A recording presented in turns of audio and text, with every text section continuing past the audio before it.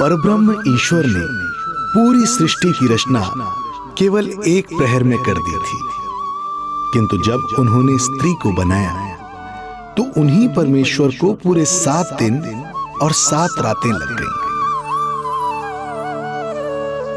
क्योंकि उन्हें स्त्री के व्यक्तित्व में मां बनने की अद्भुत क्षमता का निर्माण करना था, जो अपने तन को असहनीय पीड़ा देकर उसमें से एक नए जीव को जन्म देती है, जो अपने रक्त को दूध बनाकर अपनी संतान का पोषण करती है। वो एक मां ही होती है।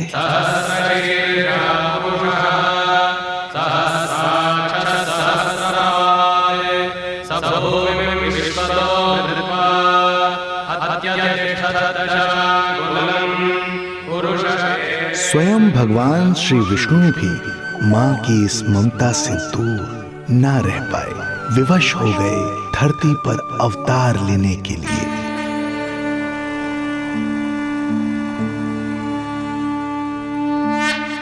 शांताकारं भुजगशयनं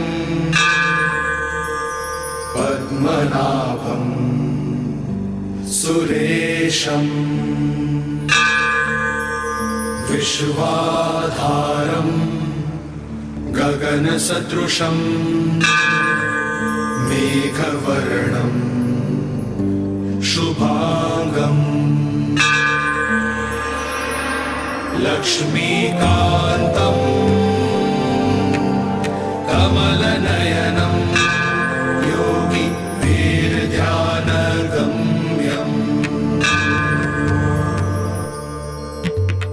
वन्दे विष्णुं भवभयहरं सर्वलोकैकनाथं वन्दे विष्णुं भवभयहरं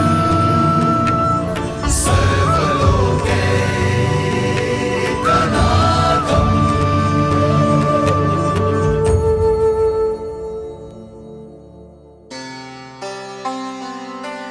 प्रणाम प्रभु। प्रणाम प्रणाम माता।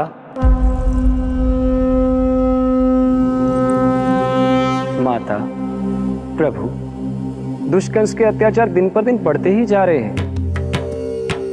पृथ्वी की शांति नष्ट हो रही है प्रभु, और मैं देवराज इंद्र होकर भी कुछ नहीं कर पा रहा हूँ। आपके प्रताप से मैं भूमि अनंत काल से समस्त विश्व का भार उठा रही हूँ, किंतु प्रभु अब दुष्टता इतनी बढ़ चुकी है कि मैं सहन नहीं कर पा रही हूँ। अब दया कीजिए प्रभु, इससे पहले कि मैं बुराई के इस असीम भार के नीचे दबकर ब्रह्मांड की अतल गहराइयों में खो जाऊं, मेरी सहायता कीजिए प्रभु। आंखें खोलिए प्रभु, आंखें खोलिए।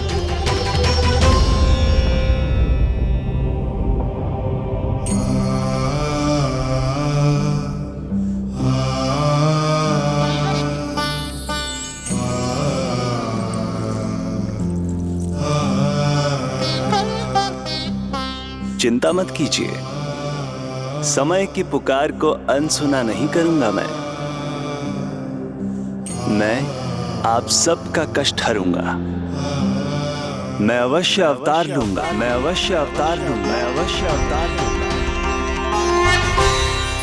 श्री कृष्ण के रूप में, श्री कृष्ण के रूप में, श्री कृष्ण के रूप में।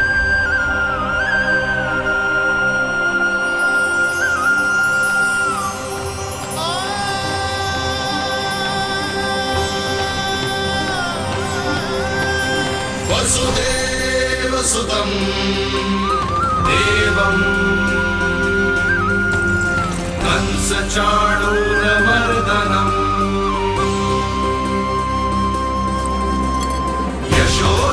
यशोदपरमानन्दम् कृष्णं वन्दे जगद्गुरुं, कृष्णं वन्दे जगद्गुरुम्। वसुदेव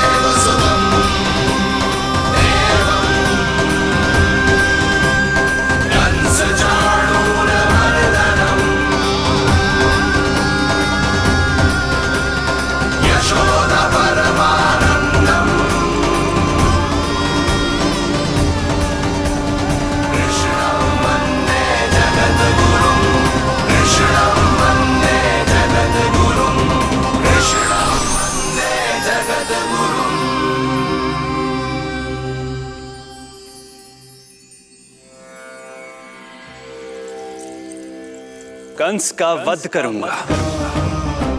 ऐसी परिस्थितियां उत्पन्न करूंगा जिनके कारण इस काल का सबसे बड़ा युद्ध होगा। कुरुक्षेत्र के मैदान में मैं सभी अत्याचारियों को एक साथ समाप्त करूंगा। और इस प्रकार मैं भूमि देवी का भार अवश्य हल्का करूंगा। मैं धन्य हुई प्रभु। हम धन्य हुए प्रभु। किंतु ये सब मेरे अगले अवतार के प्रमुख कारण नहीं है। तो फिर प्रभु? मेरे अगले अवतार का सर्वप्रथम और सर्व प्रमुख कारण है मां के अलौकिक प्रेम का अनुभव करना। मैं मां की ममता के सभी रूपों का आनंद लेना चाहता हूं। उसके हाथों से भोजन करना, उसके अंग से लिपट जाना, लोरियां सुनना, संसार के सभी संकटों से सुरक्षित उसकी गोद में सोना, उसे मां मां कहकर पुकारना, सांसारिक विषयों के बारे में उससे जानना,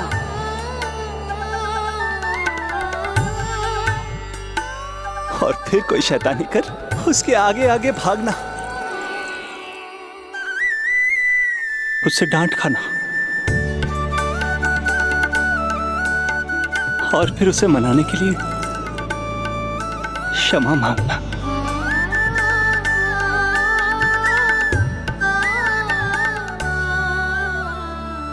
कितना आनंद आएगा जब वो मुझे दंड देने के लिए मेरे पीछे पीछे दौड़ेगी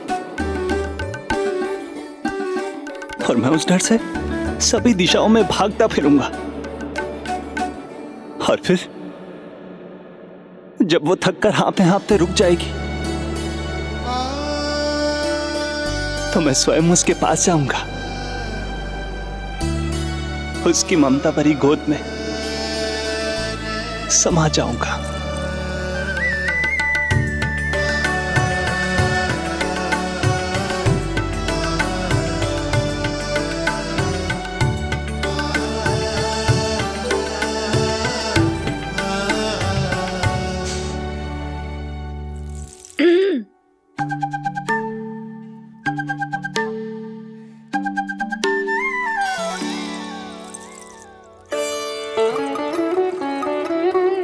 प्रभु, एक प्रश्न है।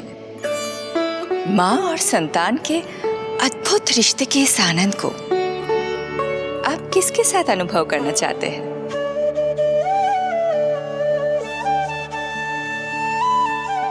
प्रभु,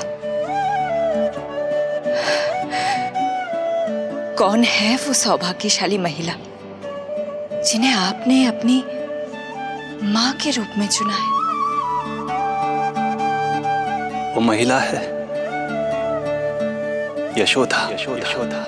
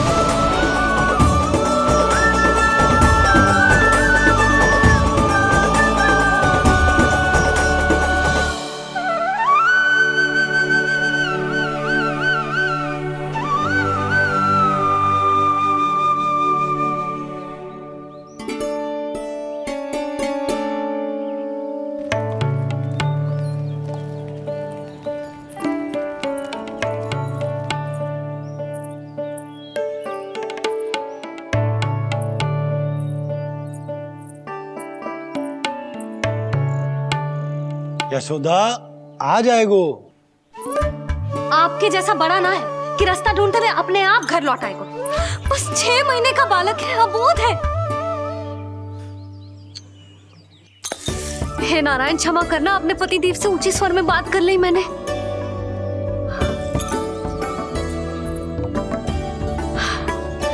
किसी को भी बुद्धि ना है पूरे गोकुल में के नंद जी का बालक खो गयो है, सुबह सुबह घर से भाग गयो है।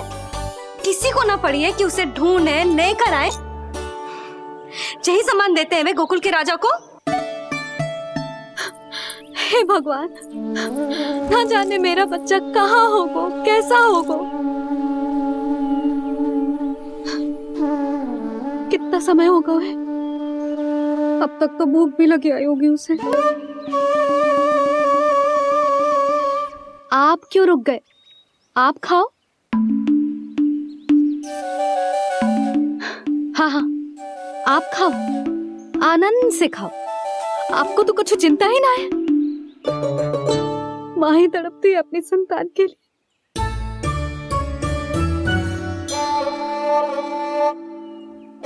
अब क्या खाली पेट काम पे जानो है? क्या कहेंगे सब कि यशोदा अपने पति को भूखा रखे? ना ना, आप खाओ, खाओ ना।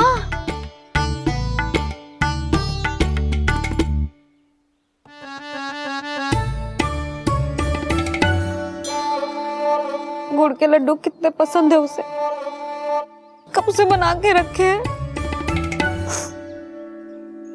यशोदा, तुम स्वयं क्यों नहीं जाकर ढूंढती उसे?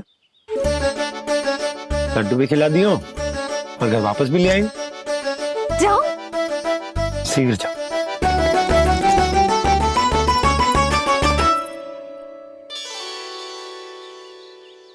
किंतु आप तो खाना खा रहे हो ना पतिदेव?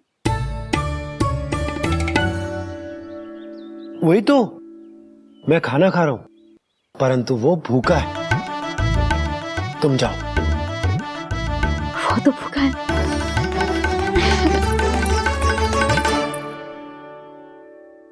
ये बनेंगी श्री हरि के अगले अवतार की माँ।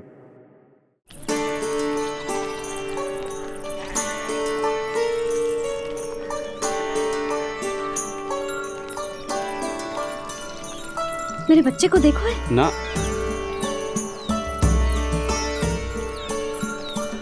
काकी, मेरे बच्चे को देखो है। नहीं नहीं,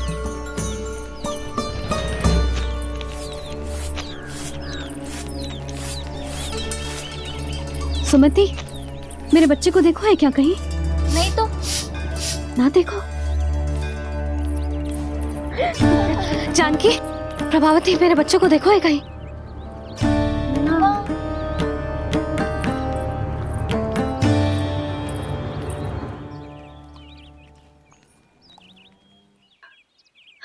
कहाँ है तू? देख, तेरी मैया कितनी चिंतित हो रही है, और तू है कि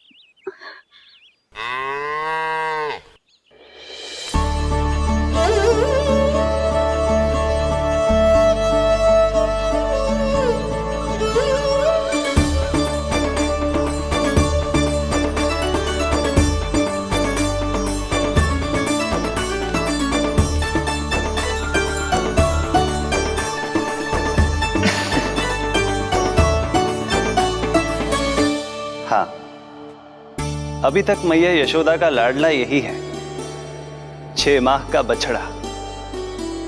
इसी पर ये अपनी सारी ममता न्योछावर करती हैं। तू फिर भाग गो। प्रतिदिन का काम हो गो है तेरा। मैंने कही थी ना, मेरे बिना, अपनी मैया के बिना कहीं ना जानो है। ये संसार कितना भयानक है, कुछ मालूम है तुझे? दुष्ट भरे पड़े चारों ओर। वाह, दुनिया की अनोखी मैया और उसका अनोखा बालक, जो कि बालक है ही ना, गाय का बछड़ा है।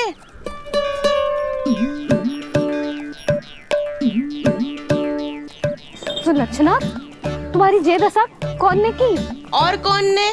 जे तुम्हारे सपूत ने कूद फाड़ के मेरे पूरे बगीचे का सत्यानाश कर दो है। मेरा रामू ऐसा कर ही ना सकता। जे क्यों आएगा तुम्हारे बगीचे में? रंग बिरंगे फूलों के लिए। फूलों के लिए? हाँ, जीप लपलपाती है इसकी मेरे फूलों के लिए। सुबह सुबह भाग के आ जाता हो इन्हें खाने के लिए। फूल खाने? सुलक्षणा, तुम्हें कछु वहम हुआ है। जे मेरा रामू है, जे फूल वूल क्यों खाएगो भला? अच्छा, तो फिर आप ही इसका मुंह खोलो और स्वयं देख लियो। हाँ तो ठीक है, असत्य के पैर ना होते जो अभी सिद्ध हो जाए वो। रामू मुंह खोल के दिखा। मैया की कहीं मानते हैं ना, मुंह खोल। रामू सुलक्षणा चाची को दिखा दे कि तूने उनके फूल ना खाए। चल मुंह खोल, मुंह खोल।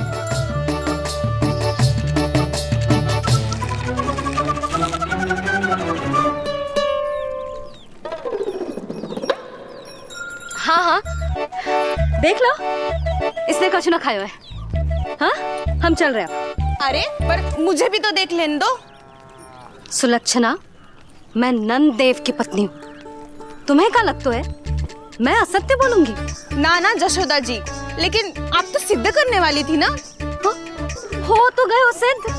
चल रामू, देर हो रही। अरे अरे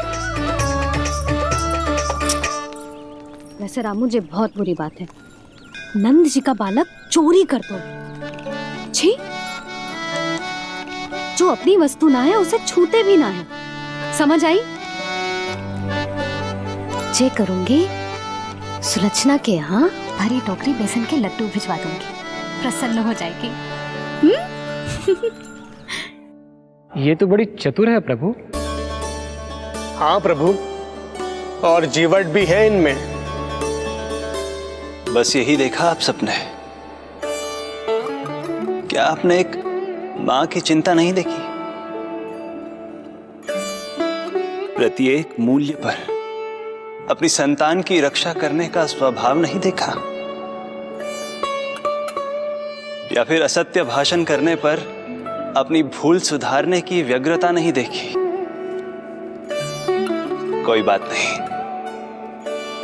मैं बताता हूं यशोदा क्या है।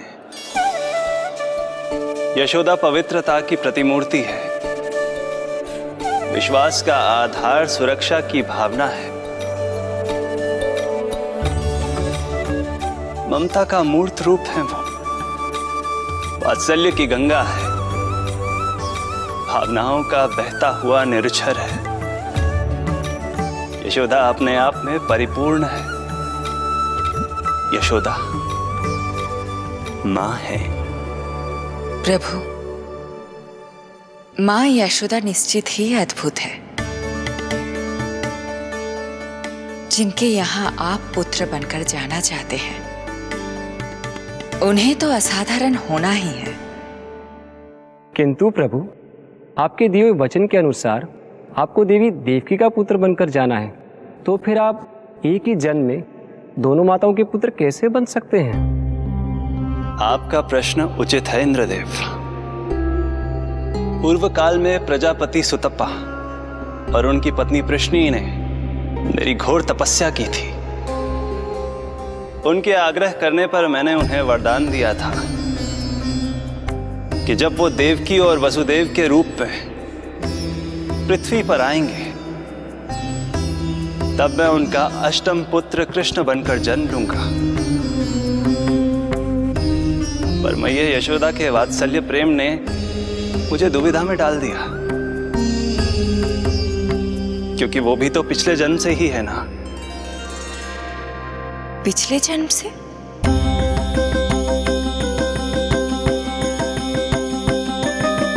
पिछले जन्म में मैया यशोदा 8 वसुओं में से एक श्री द्रोण की पत्नी धरा थी।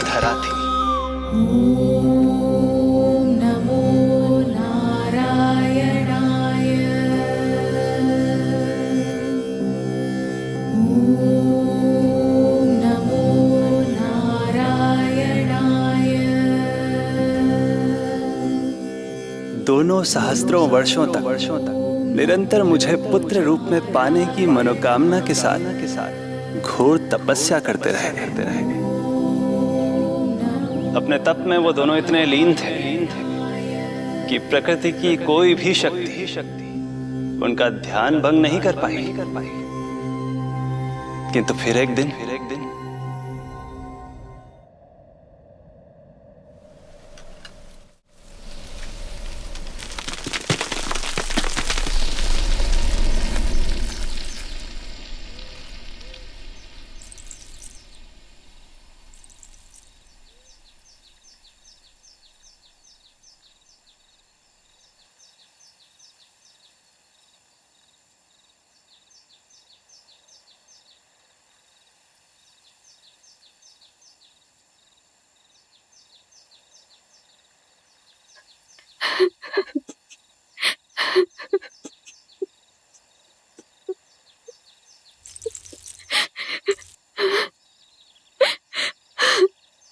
हमारे भक्ति में ऐसी क्या कमी रह गई प्रभु कि अभी तक आपके दर्शन का सौभाग्य नहीं मिला। अब तो सैकड़ों वर्ष बीत गए हैं आपका सुमिरन करते हुए।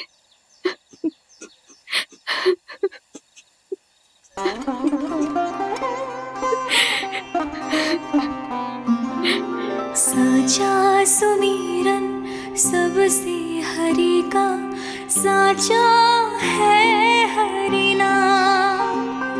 साचा सुमिरन सबसे हरि का, साचा है हरि नाम। जिनकी कृपा से बन जाते हैं सबके बिगड़े काम, सबके बिगड़े काम।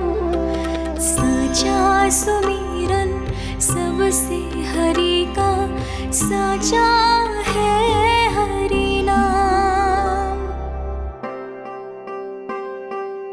आतुर है आंचल का उपवन, सुनने को पैजनियां छुन छुन।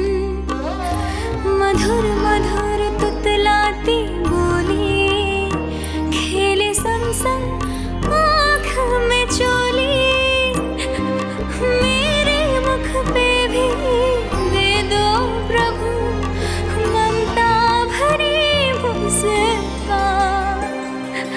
साचा सुमिरन सबसे हरि का, साचा है हरि नाम।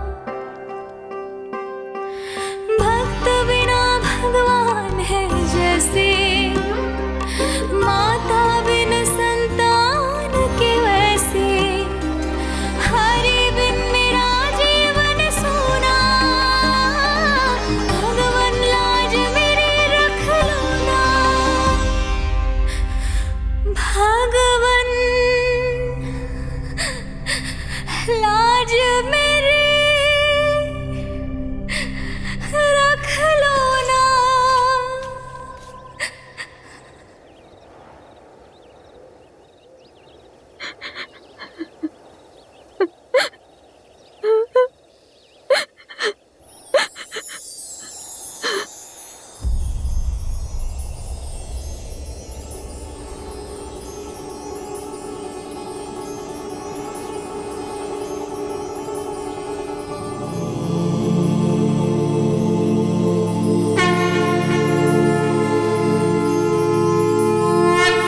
सशंख चक्रम सकिरीट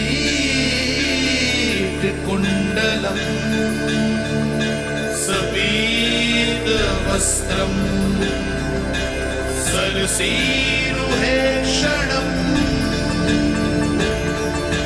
सहार वक्षस्थल शोभितौस्तुभम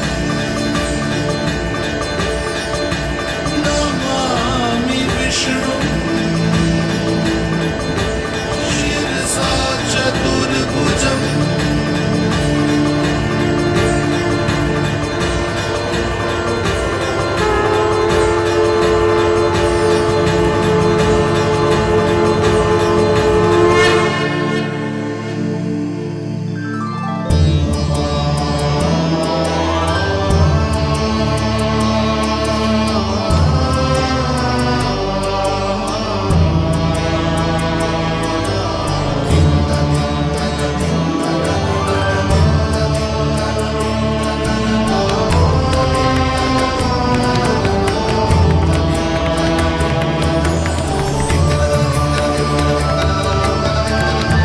कहिए कहिए, क्या वरदान पाना चाहते हैं आप? प्रभु, हम आपकी सेवा करना चाहते हैं, परंतु भक्त की भांति नहीं, अभी तो माता पिता के समान। आपका एक पुत्र के रूप में पालन पोषण करें। आप हमें माँ पिता के भांति प्रेम दें और हम आप पर अपनी ममता न्योछावर कर सकें। बस इतनी ही इच्छा है प्रभु। आपकी इच्छा पूर्ण होगी। मैं आपकी संतान के रूप में अवश्य आऊंगा, किंतु उसके लिए आपको मेरे अगले अवतार के बाद एक और अवतार की प्रतीक्षा करनी होगी, क्योंकि अगले जन्म के लिए मैं पहले ही ये वरदान माता देवकी को दे चुका हूँ। प्रभु, किसी भी जन्म में आपको अपने पुत्र के रूप में पाना मेरा सौभाग्य होगा, किंतु मेरी ममता मेरे वश में नहीं है। प्रभु, आप साक्षात मेरे सामने खड़े हैं, किंतु मेरे नेत्र आपके इस दिव्य चतुर्भुज रूप को नहीं देख पा रहे। इन्हें तो आप अभी से बाल रूप में दिखाई दे रहे हैं। मेरे भीतर उमड़ती ममता की ज्वार का अनुभव कीजिए प्रभु। केवल कल्पना मात्र से मेरा वक्षस्थल दूध से भराया है। ये गोद तरसने लगी है, मन अभी से लोरियां गाने लगा है। मेरे इस अनुरोध को स्वीकार कीजिए प्रभु, कृपा करें।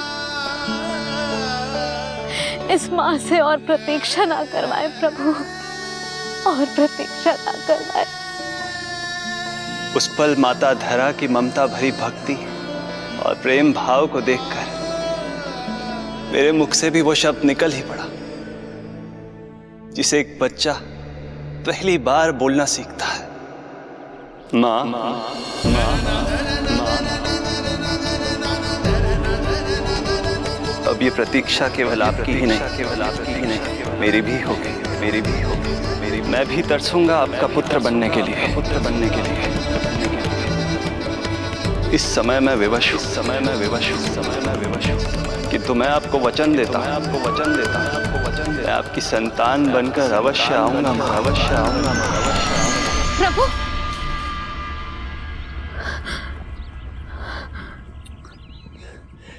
धरा, भगवान ने हमारी पुकार सुन ली। वरदान तो सभी भक्तों को मिलता है, परंतु हमें तो हरि का वचन मिला है। वो आएंगे, अवश्य आएंगे। अब हमें केवल उस शुभ दिन की प्रतीक्षा करनी है। अब और प्रतीक्षा नहीं होगी मुझसे।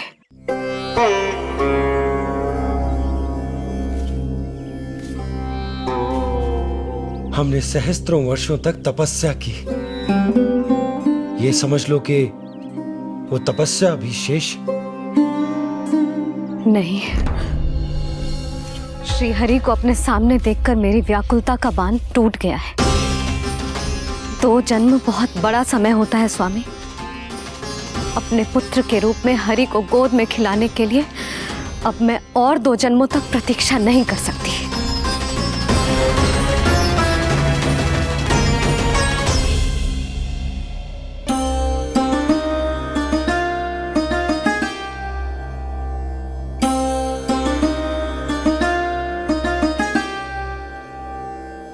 व्यर्थ हरि बिन जग ये सारा, व्यर्थ हरि बिन जीवन धारा। पूजन वंदन व्यर्थ हरि बिन, व्यर्थ धरार जीवन धारा। वरुण देव विनती सुन लीजिए, तन मेरा निर्जल कर दीजिए। हरि के बिन सारा जल तन का सागर सा हो गया है खारा। प्रभु, माता धरा की तपस्या का तेज अत्याधिक है। प्रकृति के पंचतत्व, 5 महाभूत इनकी पुकार सुनने के लिए विवश है।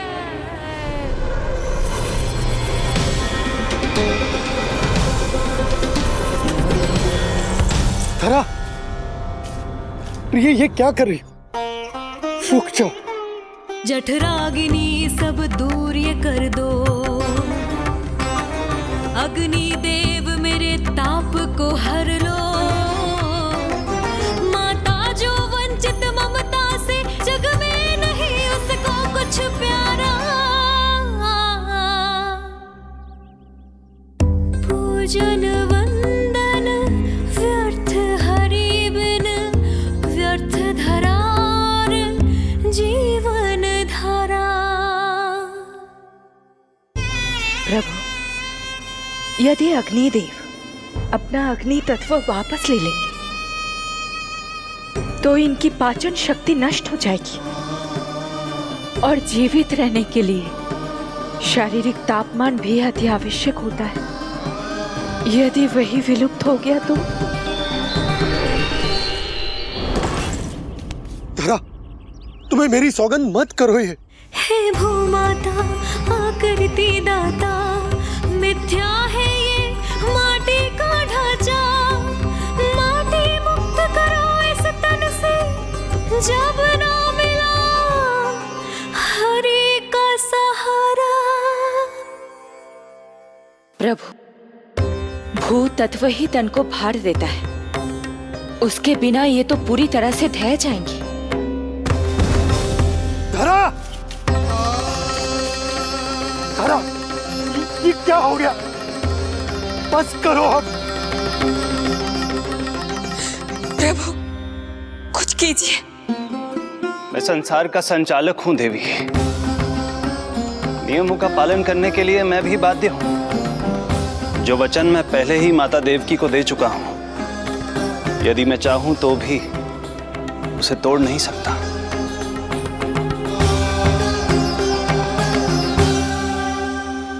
सुख लो आयु सब इस तन की, आस है जो ना शेष है मन की। वायु देव कृपा करो अब ये रोक दो इन श्वासों की धारा।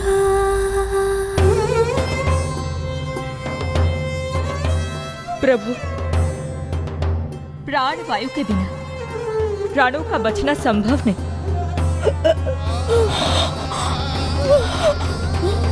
धरा, धरा, धरा, धरा, बस करो अब। क्या तुम अपनी सुध-बुध खो चुकी हो? तुम्हारे प्राणों में मेरे भी प्राण बसते हैं प्रिय। रुक जाओ। हे आकाश देव, तुमको मेरा अंतिम प्रणाम। अंतरात्मा लीन करो मेरी, लेके श्री हरि का नाम।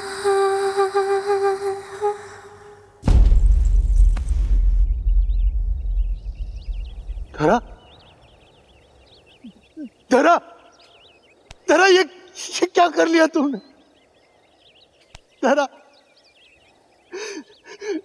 कोई है, कोई है, सहायता कीजिए। धरा, जल, धरा, तुम चिंता मत करना, मैं यही हूं। मैं 2 क्षण में जल लेकर आता हूं।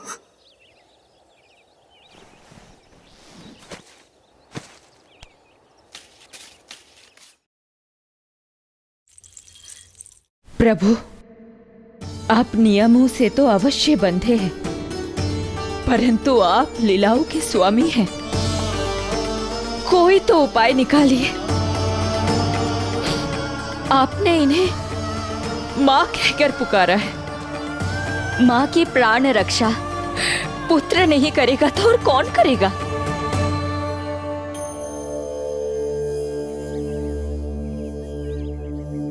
प्रेम ना जिसकी सीमा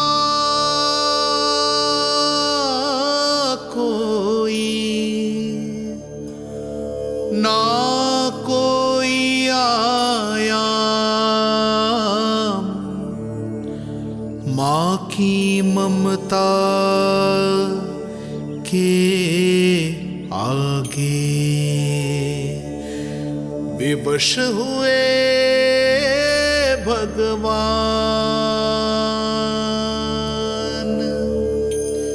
विवश हुए भगवान।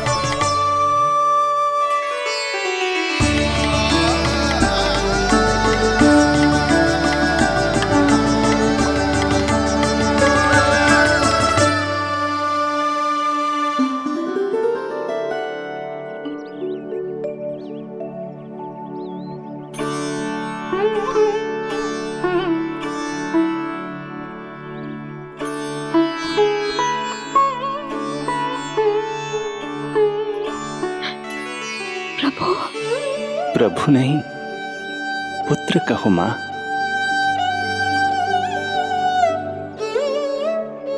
पुत्र, मेरा पुत्र, मेरा पुत्र।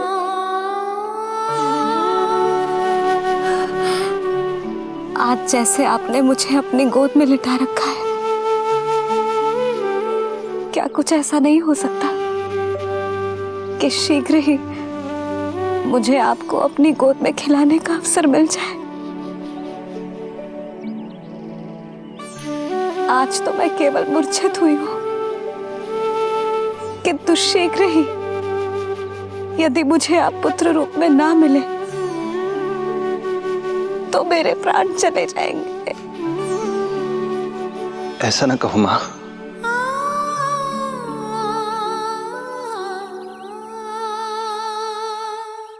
माता देवकी को मैं पहले ही वचन दे चुका हूं, इसलिए विधि के विधान के अनुसार मुझे उन्हीं का पुत्र बनकर जन्म लेना होगा। किंतु आपकी आतुरता का अनुभव करने के बाद अब मैं भी आपका स्नेह पाने से स्वयं को और वंचित नहीं रख सकता। आपने वरदान मांगा था कि आप पुत्र की भांति मेरा पालन पोषण करना चाहती हैं, इसलिए यदि आप उचित समझे तो आप अगले जन्म में ही अपनी इच्छा पूर्ण कर सकती हैं। जिस आयु में संतान को अपनी मां की ममता के आंचल की आवश्यकता सबसे अधिक होती है, उस आयु में अर्थात अपने जन्म के प्रथम दिन से 10 वर्षों तक मैं आपके साथ रहूंगा। किंतु फिर मुझे अपनी जन्म देने वाली मां माता देवकी के पास लौटना होगा। ऐसा करने से मैं उन्हें दिया वचन भी निभा पाऊंगा और आपकी ममता का सौभाग्य भी प्राप्त कर पाऊंगा। यदि आपको स्वीकार हो तो। स्वीकार है प्रभु, सहर्ष स्वीकार है। एक माँ और पुत्र का नाता केवल उसके कोख से जन्म लेने से ही नहीं बनता, ये नाता तो ममता से बनता है। और मैं अपनी ममता आप पर न्यौछावर करने के लिए आतुर हूं। यशोमती मैया के नंद लाला, यशोमती मैया के नंद लाला, यशोमती मैया के नंद लाला, यशोमती मैया के नंद लाला। तो इस प्रकार परमपिता परमेश्वर श्री हरि विष्णु एक ही जन्म में दो दो माताओं का पुत्र बनने के लिए उत्साहित भी थे और भावुक भी। किंतु जगत माता श्री लक्ष्मी और अन्य सभी देवगण ये जानना चाहते थे कि श्री हरि ये अभूतपूर्व कार्य कैसे करेंगे। भगवान बोले, ये सब संभव होगा उसके कारण जो मेरे अगले जन्म की कथा का मुख्य पात्र है, कंस।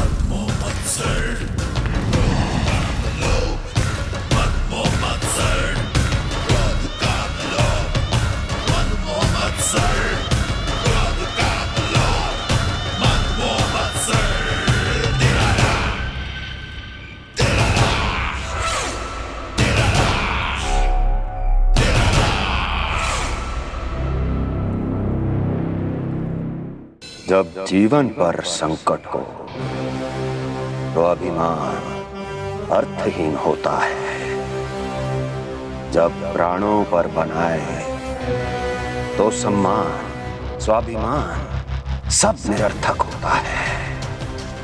इन व्यर्थ के मूल्यों को बीच में मत आने दो। और दया उसे तो बिल्कुल नहीं।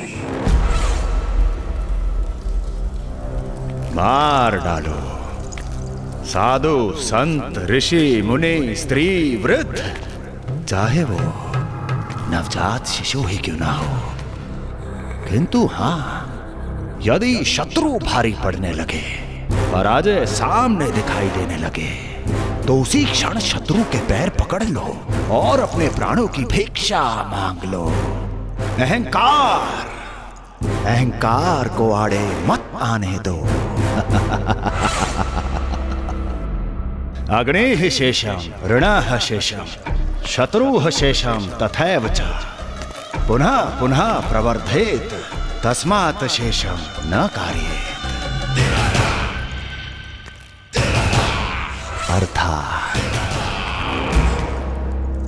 अग्नि की एक भी चिंगारी, ऋण की एक भी मुद्रा और शत्रु की एक भी संतान यदि शेष रह जाए तो शीघ्र ही विकराल रूप धारण कर सकती है। इन सब का समूल नाश ही एकमात्र उपाय है अपनी सुरक्षा का।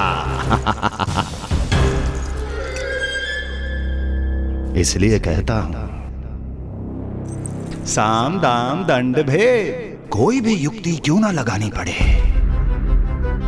शत्रु के प्राणों का हरण ही परम उद्देश्य होना चाहिए। छोड़ो मत, फिर चाहे वो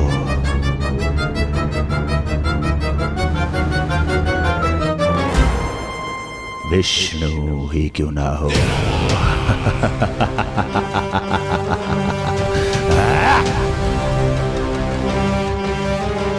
यही थी कंस की दिनचर्या। वो प्रतिदिन स्वयं को स्मरण कराता था कि स्वार्थ के लिए किसी भी सीमा को तोड़ने में कुछ अनुचित नहीं है। तभी तो राजगद्दी प्राप्त करने के लिए उसने अपने पिता महाराज उग्रसेन को भी नहीं छोड़ा था। पिताजी,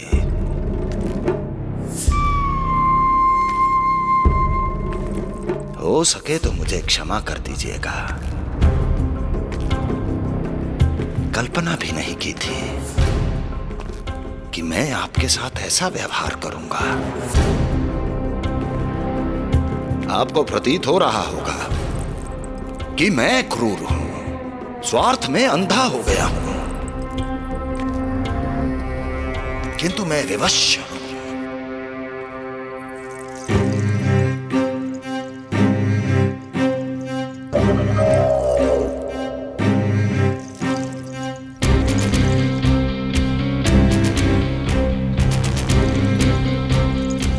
आज से सत्ता का ये भार अब मुझे उठाना पड़ेगा पिताजी, क्योंकि आप तो अत्यंत दयावान हैं। अपनी आवश्यकता से अधिक प्रेम आपको अपनी प्रजा से है, किंतु मैं ऐसा नहीं। मैं अपने शत्रुओं का काल हूं, तभी तो मेरे प्रति दुर्भावना रखने वाले मेरे सम्मुख आने से पहले थर थर कांपते हैं। इसलिए मथुरा का राज सिंहासन मेरे साथ अधिक सुरक्षित रहेगा, क्योंकि मैं आपसे अधिक उपयुक्त हूं पिताजी। मेरा विश्वास कीजिए। हृदय पर गोवर्धन पर्वत रखकर मुझे यह निर्णय लेना पड़ रहा है पिताजी।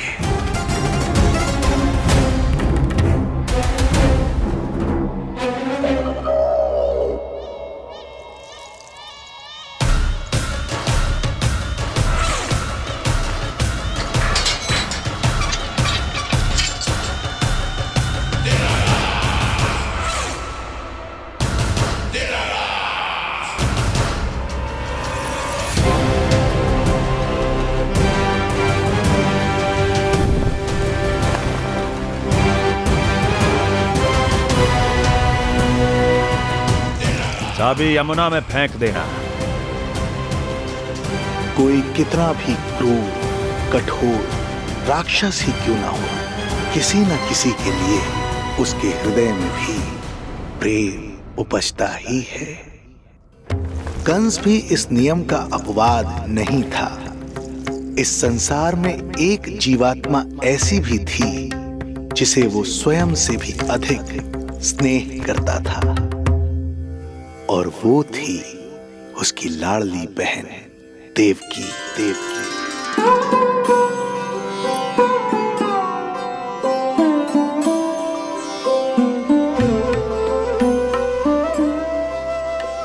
देवकी के लिए कंस एक राजा नहीं, मात्र भाई था, जो अपनी बहन की छोटी सी मुस्कुराहट के लिए आकाश पाताल एक कर सकता था।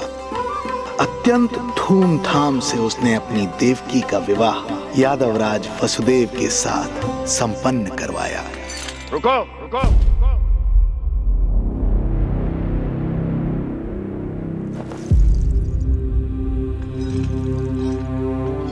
ये आप क्या कर रहे हैं? आप मथुरा नरेश हैं? नहीं कुंवर जी, आज मैं मात्र वो भाई हूं जो अपनी प्रिय बहन के साथ बस कुछ क्षण और व्यतीत करना चाहता है। कंस के हृदय में देवकी के लिए उमड़ता प्रेम का सागर तब अचानक सूख गया जब उसने ये आकाशवाणी सुनी। महापापी अत्याचारी कंस,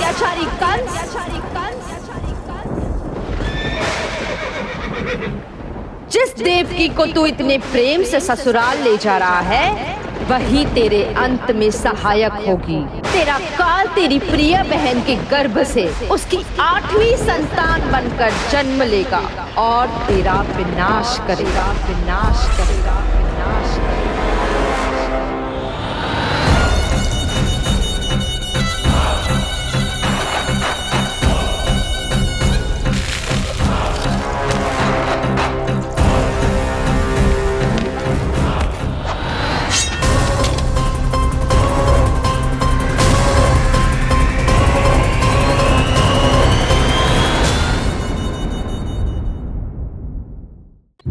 कौन है आप? मुझे आपसे भय लग रहा है। आप मेरे भैया नहीं हो सकते। सही कहा तूने। जो मेरे विनाश को जन्म दे उस कुल घातिनी से मेरा कोई संबंध नहीं। महाराज, रक्त के संबंध क्रोध की अग्नि में मत झुलसाइए। जिस बहन को आपने बचपन से आज तक इतना प्रेम दिया, क्या वो आपके विरुद्ध किसी षड्यंत्र में सहायक हो सकती है? भला हमारी संतान आपका विनाश क्यों करेगी? अपनी नवविवाहित बहन पर कृपा कीजिए महाराज। अपने पुरुषार्थ से आपने कितने असुरों को युद्ध में पराजित किया है। आज वो सब दरबारी बनकर आपकी सेवा करते हैं। हे महापराक्रमी कंस, यदि वो मायावी असुर आपको हानि नहीं पहुंचा पाए तो ये आपकी बहन आपका क्या बिगाड़ सकती है? दया कीजिए महाराज, दया कीजिए। आप बीच में मत पड़िए कुंवर जी। सुना नहीं क्या? इसकी 8वीं संतान मेरा वध करेगी। जब मां ही नहीं बचेगी तो 8वीं संतान के जन्म का तो प्रश्न ही नहीं उठता। यदि ऐसा है तो आप मुझे मार दीजिए। जब मैं ही जीवित नहीं रहूंगा तो देवकी की संतान होने की संभावना ही समाप्त हो जाएगी। अपने बहनोई की हत्या का पाप मैं नहीं कर सकता। और बहन की हत्या का पाप कर सकते हैं? जिसे जीवन भर प्रेम दिया है उसके प्राण लेने का अधिकार है मुझे। प्रिय भैया, यदि आपको इस विषय में इतना संदेह है तो आप हमारी 8वीं संतान के प्राण ले लीजिएगा। बल्कि 8वीं संतान ही क्यों, उसका जन्म होने तक हमारी सभी संतानों का वध आप स्वयं अपने हाथों से कर लीजिए। स्वामी! हे मथुराधिपति, मेरी पत्नी को प्राण दान दे दीजिए। मैं महाराज शूरसेन का पुत्र वसुदेव आपको वचन देता हूं, अपनी 8 संतानों को जन्म लेते ही स्वयं आपके सामने प्रस्तुत करूंगा। अपनी 8 संतानों को जन्म लेते ही स्वयं आपके सामने प्रस्तुत करूंगा।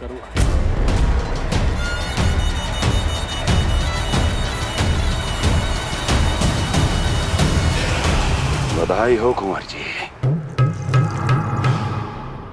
अपनी पत्नी के प्राण बचाने में आप सफल हुए, किंतु आपकी संतानें इतनी भाग्यशाली नहीं होंगी। वचन स्मरण रहे।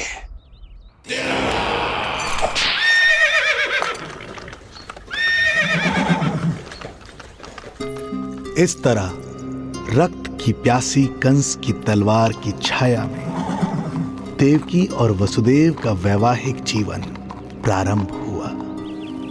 जब कंस की निर्ममता और वसुदेव के वचन का ये दुखद समाचार गोकुल पहुंचा तो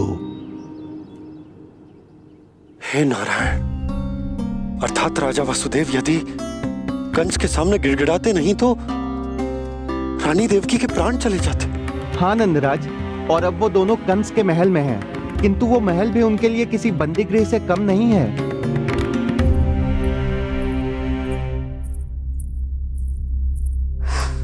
एक भाई अपनी बहन के साथ ऐसा करने की सोच भी कैसे सकता है? मेरा बस चले तो उस दुष्ट कंस को मटके में डाल के ऐसे घोट के रख दूं जैसे मलाई घोट के माखन निकाला जाता है।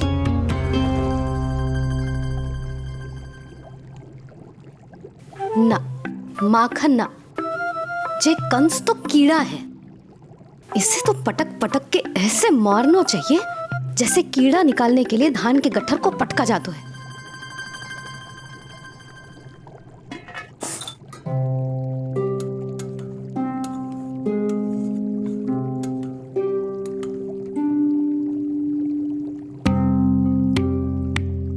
किंतु जब रोहिणी जिज्जी को पता चलेगा तो वो तो अपने आप को ही दोष देंगे, क्योंकि बालक ना होने के कारण उन्होंने ही वसुदेव जी को राजकुमारी देवकी के साथ दूसरा विवाह करने पर विवश किया था। हे ईश्वर, जिस सुख के लिए रोहिणी जिज्जी ने पत्नी जीवन का सबसे बड़ा त्याग किया था, जब उन्हें पता चलेगा कि वही सुख उस क्रूर कंस ने छीन के मटिया मेट कर दिया है, तो कितना कष्ट पहुंचेगा।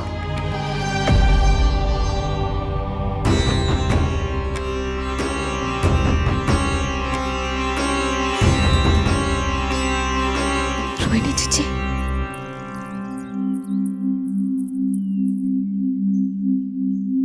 गोप नरेश, कृपया मुझे अपने भैया के पास ले चलिए।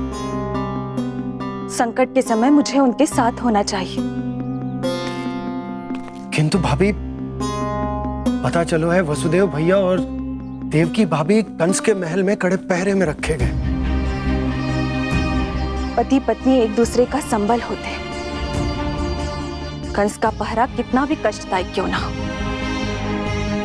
इस समय उन्हें और बहन देवकी को मेरी आवश्यकता है।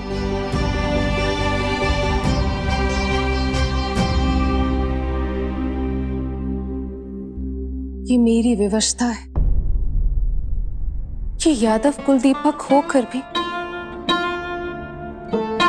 आपको इस महल में बंदियों की तरह रहना पड़ रहा है, और मैं कुछ कर भी नहीं पा रही। काश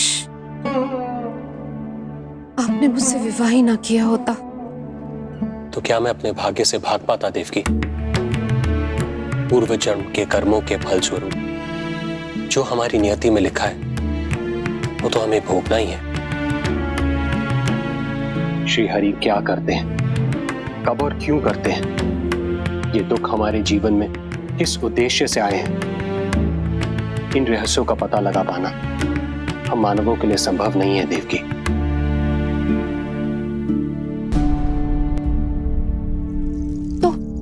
तो फिर चलिए यहां से भाग चलते हैं, कहीं ऐसे स्थान पर जहां भैया की छाया भी हम पर ना पड़ सके। नहीं प्रिय, कंस के गुप्तचरों की दृष्टि हम पर अवश्य होगी, और मैं ऐसा कोई कार्य नहीं कर सकता जिससे तुम्हारे जीवन पर कोई संकट आए। और मैंने उन्हें अपनी सभी संतानों को सौंपने का वचन भी दिया है। अपना वचन मेरे लिए प्राणों से भी अधिक महत्वपूर्ण है देवकी।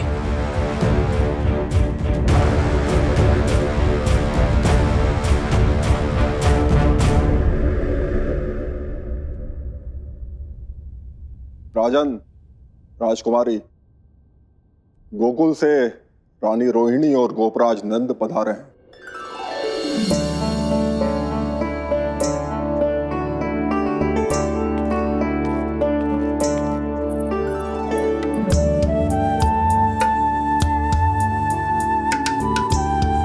स्वामी,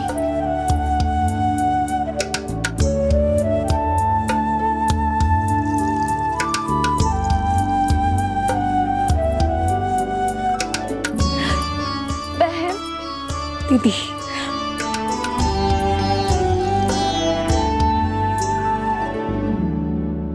भाई नंद, जो आप हमारे लिए कर रहे हैं उसके लिए धन्यवाद शब्द बहुत छोटा है।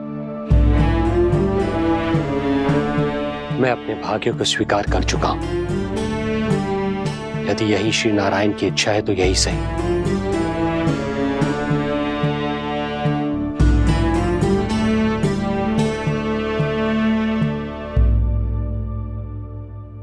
भाई नंद, इस समय मथुरा का वातावरण अनुकूल नहीं है, आपको जाना चाहिए। यशोदा भाभी भी चिंतित हो रही होंगी, उनसे कहिएगा हम यहां सुरक्षित हैं अभी तक।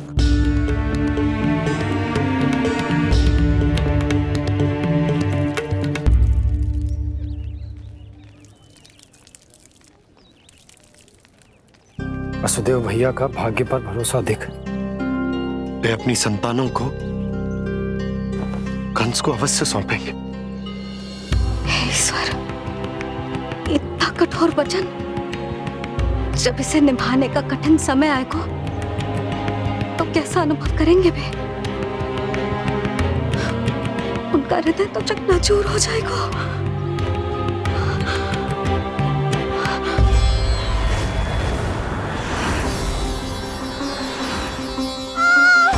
सब्र से सब ठीक हो जाएगा। देवकी, मैं महाराज शूरसेन का पुत्र वसुदेव आपको वचन देता हूं, अपनी 8 संतानों को जन्म देते ही स्वयं आपके सामने प्रस्तुत करूंगा।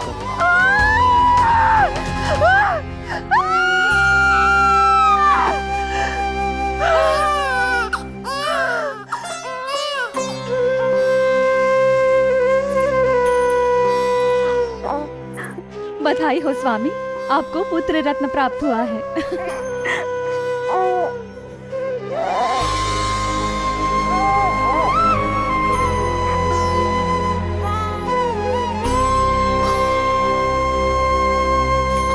महाराज को पता चला तो क्या होगा?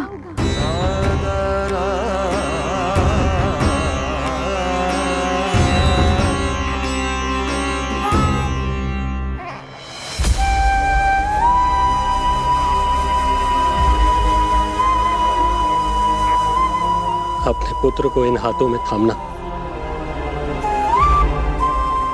कितने वर्षों से इस पल की प्रतीक्षा कर रहा था मैं,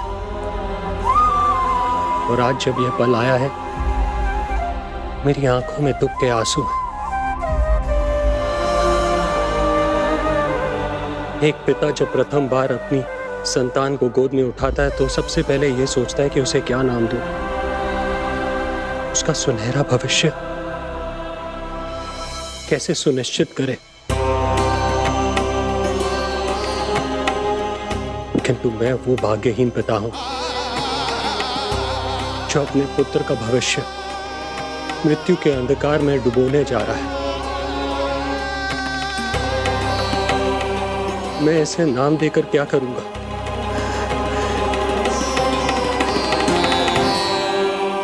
क्या आपके वचन का महत्व आपके पुत्र के प्राणों से अधिक है स्वामी?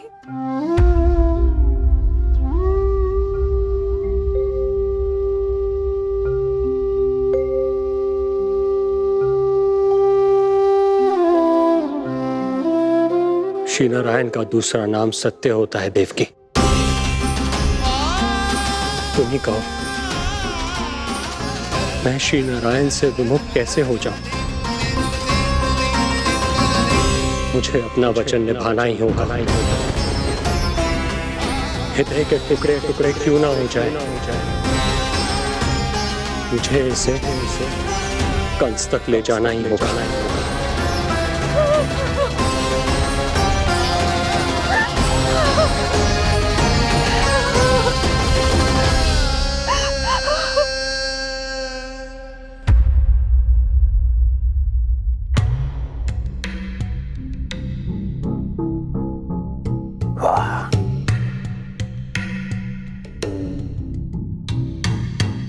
इतना स्वादिष्ट भोजन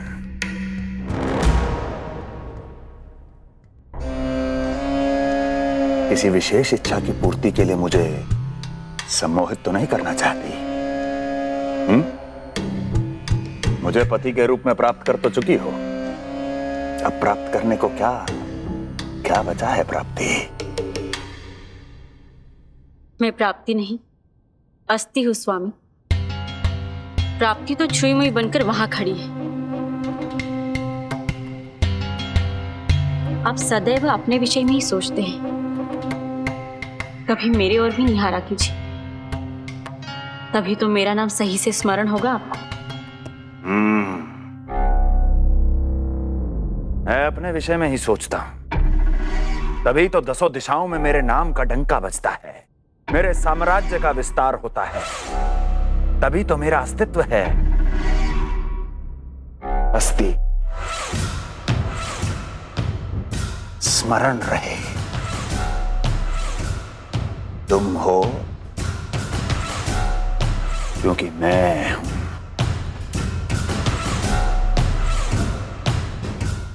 वन में यदि सिंह न हो तो उसके आश्रिति पर गीदड़ भी आक्रमण कर देते हैं। सिंह कभी अपने शत्रु को एक क्षण भी जीवित नहीं छोड़ता महाराज। आपने तो छोड़ दिया देवकी को। सिंह नहीं, आप वो गाय हैं जो अपनी कसाई से अथाह प्रेम करती है।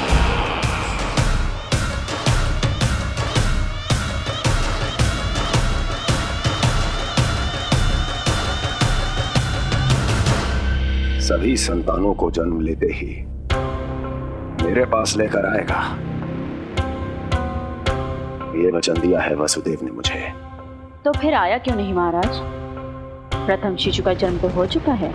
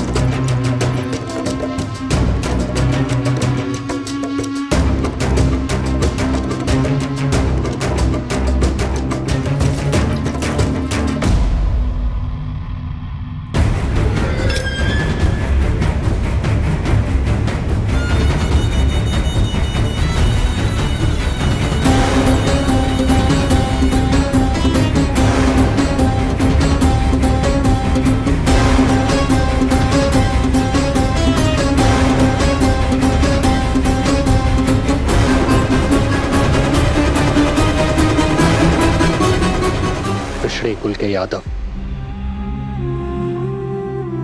अपना वचन मिथ्या नहीं होने देते महाराज।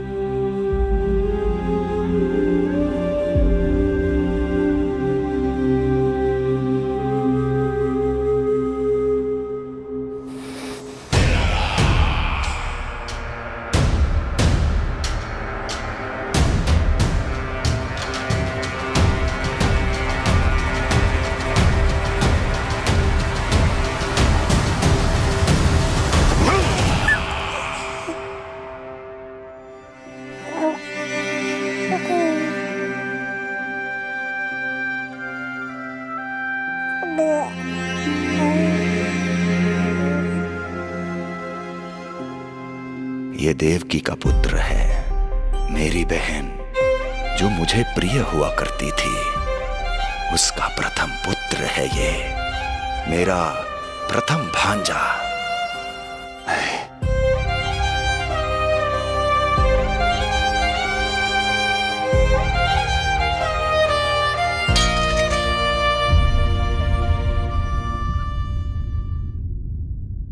इसे वापस ले जाइए कुंवर जी।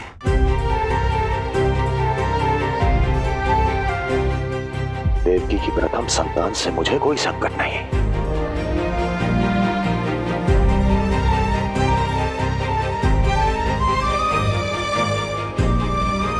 और आपको क्या लगता है कुंवर जी कि मैं कोई राक्षस हूं क्या?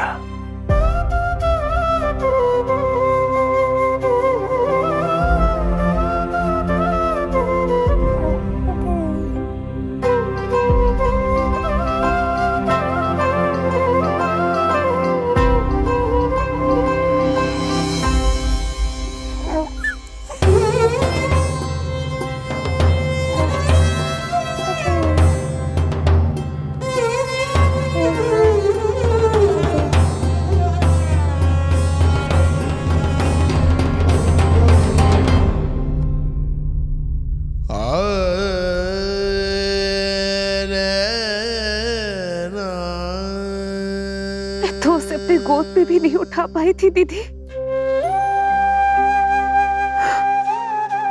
उसका वो सुकुमार मुख मेरी स्मृति से जा ही नहीं रहा। वो मधुर रुदन अभी तक मेरे कानों में गूंज रहा है। मैं तुम्हारी पीड़ा का अनुमान लगा सकती हूँ देवकी। मैंने उसे जन्म नहीं दिया था,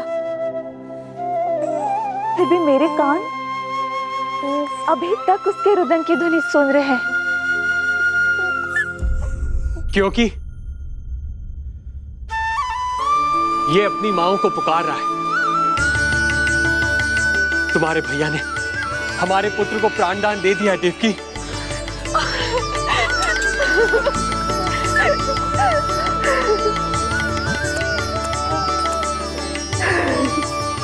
स्वामी, अब अपने पुत्र का नामकरण कीजिए। इसे ऐसा नाम दीजिए कि इसका भविष्य यश और कीर्ति से परिपूर्ण हो। कीर्तिमान, कीर्तिमान होगा इसका नाम।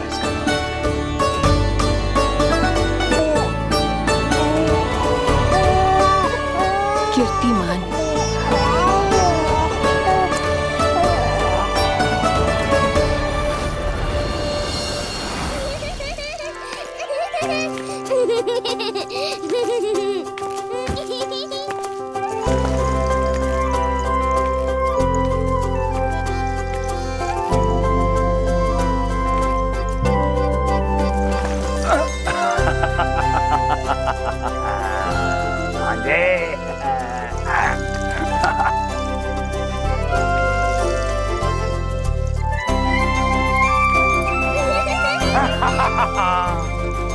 भांजे भांजे, मामा से बचना असंभव है।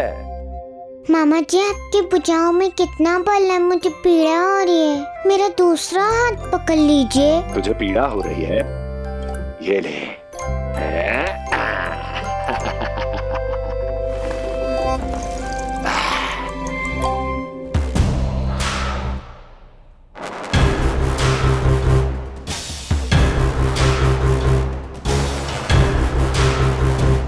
नारायण नारायण। मामा जी मूर्ख बन गए, मामा जी मूर्ख बन गए, मामा जी मूर्ख बन गए। इतना दुस्साहस! जा खेल। अब मामा जो है देवर्षि के साथ मंत्रणा करेंगे। जा खेल। क्योंकि अत्यंत महत्वपूर्ण ना हो तो देवर्षि हमारे द्वार पर आने का कष्ट नहीं उठाएंगे। कहिए देवर्षि, कैसे आना हुआ? मैं तो बस आपको ये अद्भुत कमल पुष्प भेंट करने आया था महाराज। इसे देखते ही मुझे आपका स्मरण हुआ था। मानो ये मुझे पुकार कर कह रहा हो, मुझे महाराज कंस के पास ले चलिए। इसमें तो कुछ भी विशेष नहीं है देवर्षि। इसमें 8 पंखुड़ियां हैं महाराज, और 8वीं पंखुड़ी सबसे विशेष है। यदि विश्वास न हो तो आप स्वयं गिनकर देख लीजिए। आप मेरा उपहास कर रहे हैं देवर्षि। आप गिनिए तो सही महाराज। 1 2 3 4 5 6 7 8। क्या आप निश्चित रूप से कह सकते हैं कि यही 8वीं पंखुड़ी है? विचार कीजिए महाराज। क्या आप बिना किसी शंका के कह सकते हैं कि कौन सी पंखुड़ी पहली है और कौन सी 8वीं? क्या आप पूर्ण विश्वास के साथ कह सकते हैं कि कौन प्रथम है और कौन अंतिम? फिर चाहे वो पंखुड़ी हो या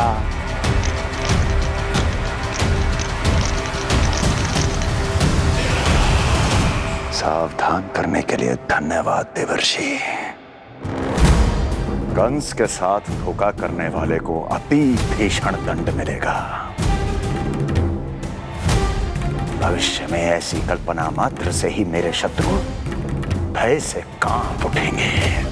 मथुरा नरेश, मैं तो मात्र पंखुड़ियों की बात कर रहा था। यदि आपने कुछ और समझ लिया है तो उसका उत्तरदायित्व मेरा नहीं है। नारायण नारायण।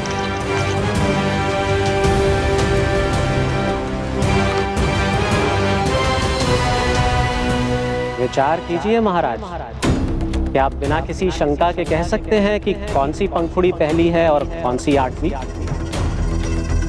क्या आप पूर्ण विश्वास के साथ कह सकते हैं कि कौन प्रथम है और कौन अंतिम? फिर चाहे वो पंखुड़ी हो या... मामा जी मूर्ख बन गए, मामा जी मूर्ख बन गए, मामा जी मूर्ख बन गए, मामा जी मूर्ख बन गए।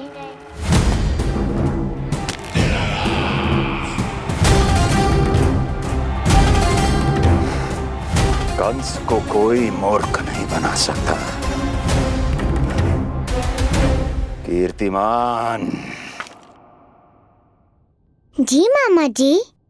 क्रोध काम लोभ मद मोह मत्सर, क्रोध काम लोभ मद मोह मत्सर, क्रोध काम लोभ।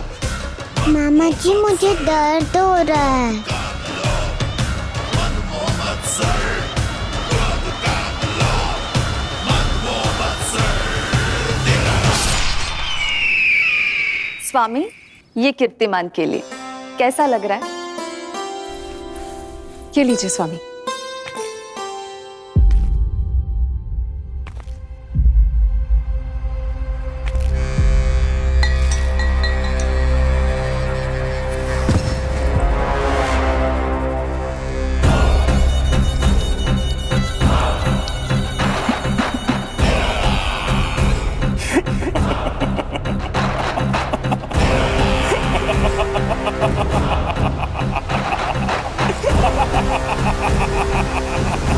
नेत्रों के सामने अपनी संतान की हत्या होते हुए देखना कितना पीड़ादायक रहा होगा ये दृश्य।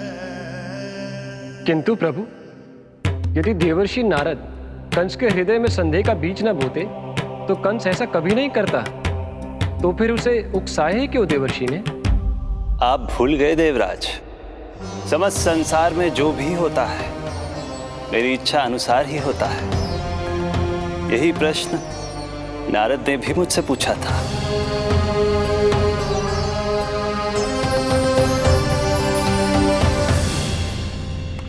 नारायण नारायण।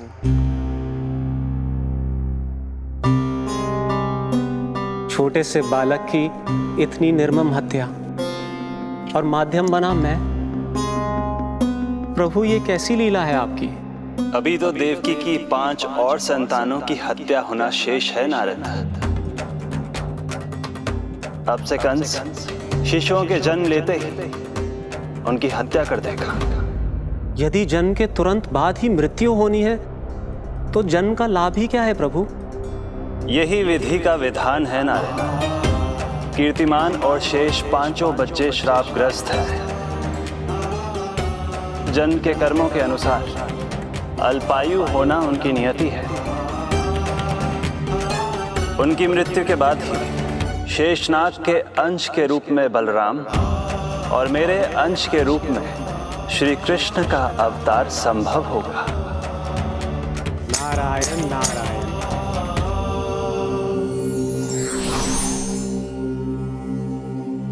देवकी के पुत्र एक के बाद एक जन्म लेते रहे और उनकी हत्या कर कंस अपने पापों की संख्या में वृद्धि करता रहा। नहीं! मत मारो! मेरा पुत्र! मेरा पुत्र!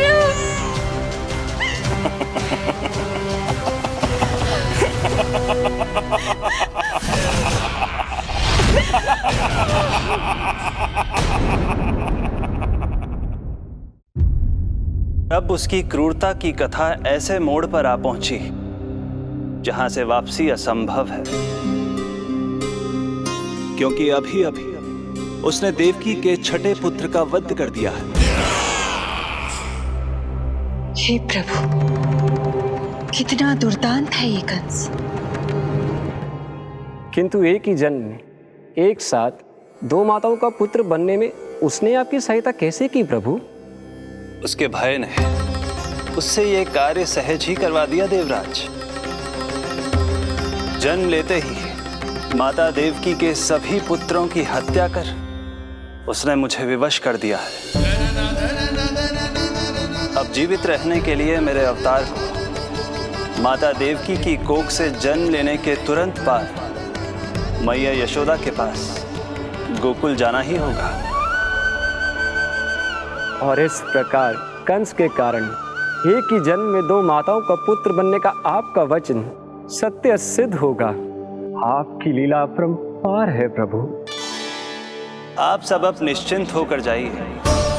मेरे अवतार के जन्म होने की घड़ी अब निकट ही है। हम धन्य हुए प्रभु। हम धन्य हुए प्रभु।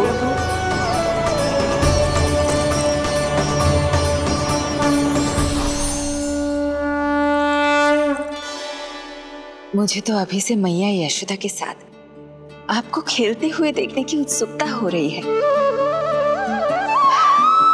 उनकी प्रवृत्ति कितनी निराली है। क्रोध ना करो तो क्या करूं? देखिए इसकी सतानी, फिर चला गया सुलक्षणा के बगीचे में फूल खाने। और आपको तो पता है ना सुलक्षणा का, इतनी सी त्रुटि हो जाए पूरे गांव में बखान करने में कोई कमी ना रखती। और जे की अरे जब ग्वालिनों को पता चलेगा तो क्या कहेंगी? यही ना कि जसोदा अपने बच्चे को खाना ना देती, भूखा रखे है। सुनो जी, मैं तो कहती हूँ अब ब्याह करा देते इसका। अब वो ही ध्यान रखेगी इसका। केवल पत्नी सुधार सकती है तुझे। तुम इसके बारे में बात कर रही हो कि मेरे बारे में? नहीं, वैसे सारे गोकुल वाले यही कहते हैं कि हमारे घर पर तुम्हारा ही राज चलता है। हे नारायण, ये परिहास की बात है क्या? मैं इतना दबा के रखती हूँ क्या आपको? यशोदा, हास की बात थी। रामू के कारण मुंह से निकल गई। तुझसे तो मैं बात ही ना करूंगी। कर अपने मन की।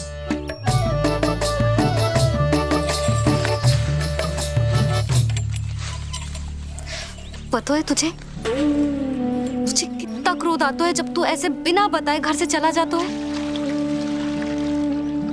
प्रेम है जे मेरा, चिंता है मेरी। तुझे कुछ हो जाए तो अपना लल्ला माना है तुझे।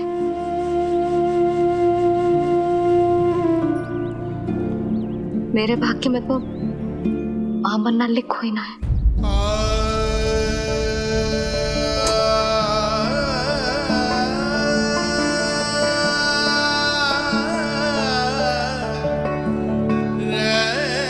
यशोदा,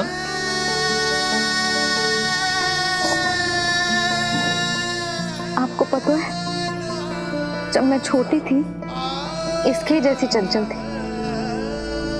गांव वाले कहते थे एक बार बड़ी हो जाएगी अपने आप ठहराव आ जाएगा। ना आयो। फिर बड़े बूढ़े कहने लगे चिंता की कछु बात ना है, एक बार शादी हो जाएगी सब ठीक हो जाएगा। ना हुआ। फिर सबन ने कही एक बार बालक हो जाने दो, गोद भर जाएगी अपने आप परिपक्व हो जाएगी। पर गोद तो भरी ना मेरी। बालक तो हुआ ही ना। उस पर जब जे भी भाग जाता है तो मुझे रह रह के यही स्मरण होता है कि कमी मुझ में ही है। मैं ही किसी बात का ध्यान न रख पाती। संभव है यही कारण से नारायण ने बालक ना दियो मुझे। यदि देते तो बहुत बुरी मैया बनती मैं। यशोदा, क्या होगा तुम्हें? कहाँ की बात कहाँ लेकर जा रही हो तुम?